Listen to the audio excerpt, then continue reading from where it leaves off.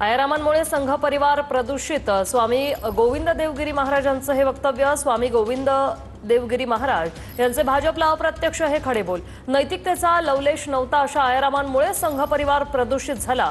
मृत्युंजय देशासाठी संघ आणि हिंदुत्व आवश्यक, स्वामी गोविंद देवगिरी महाराजांनी हे म्हटलंय। संघ परिवाराने सावध राहण्याची आवश्यकता असंही वक्तव्य त्यांनी केलंय। ज्यांना कधी संघही पटला नव्हता, ज्यांना कधी हिंदुत्वही पटलं नव्हतं आणि ज्यांना नैतिकता कशाची खातात हे कधी कळलंच नव्हतं, अशा लोकांची आयात फार अधिक प्रमाणात झाली।